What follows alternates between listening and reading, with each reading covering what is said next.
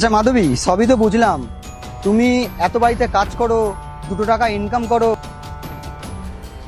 কিন্তু এইটাও দেখো যে আমার কাজে কোনো ফাঁকি না হয়। চলো বর্ষা।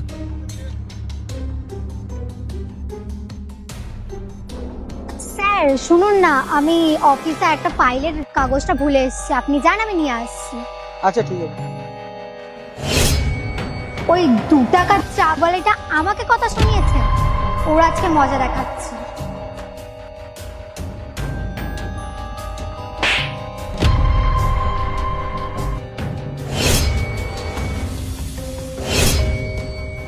কি রে, তোর এত বড় সাহস, তুই স্যারের সামনে আমাকে ইনসাল্ট করেছিস?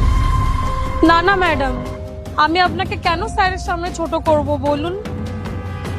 এই শোন, এইসব বাহানা আমাকে দিবি না, এইসব বাহানা স্যার বলবে, আমি না। আর তুই কি চাইছিলিস, স্যারের সামনে আমাকে ছোট করতে? আমি আপনাকে কেন স্যারের সামনে ছোট করব বলুন? আর তুই ভুলে যাস না, আমি স্যারের অ্যাসিস্ট্যান্ট, আমি যখন যাকে চাইবো তাকে ঘাড় ধাক্কা দিয়ে বের করে দিতে পারবো। আমার এখন এই কাজটা খুবই প্রয়োজন।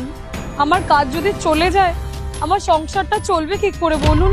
আর নেক্সট টাইম যেন তোকে না দেখি স্যারের সামনে তুই ইংলিশে কথা বলছিস। না না ম্যাডাম, আমি কখনো এরকম করব না। আমি হাত জোর করে বলছি আপনাকে, আমি কখনো এরকম করব না।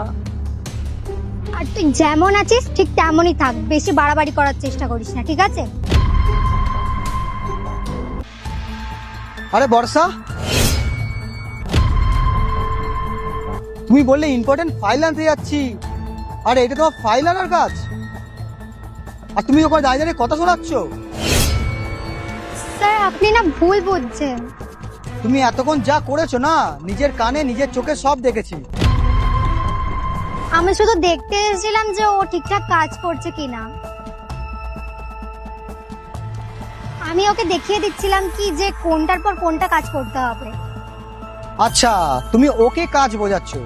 আমার তো মনে হচ্ছে তুমি ওকে কাজ বোঝাতে গিয়ে তুমি নিজের কাজটাই ভুলে যাচ্ছ। ও ওর কাজটাই করছে, শুধু তুমি তোমার কাজটা করছো না। আর আমি এক্ষুনি দাঁড়িয়ে দাঁড়িয়ে শুনলাম তুমি নাকি ওকে কাজ দিয়ে বের করে দেবে। আমার তো এখন মনে হচ্ছে তুমি এই কোম্পানির ওনার হয়ে গেছো। শুধু ওর সাথে না, তুমি আমার কোম্পানির প্রতিটা স্টাফের সাথে এরকম খারাপ ব্যবহার করো। তাই আজ থেকে আমি ডিসিশন নিলাম, আমার অ্যাসিস্ট্যান্ট তুমি না, আজকে থেকে আমার অ্যাসিস্ট্যান্ট মাধবী। স্যার আপনি কি বলছেন? সামান্য 2 টাকার চা বালিকে আপনি আপনার অ্যাসিস্ট্যান্ট বানাবেন?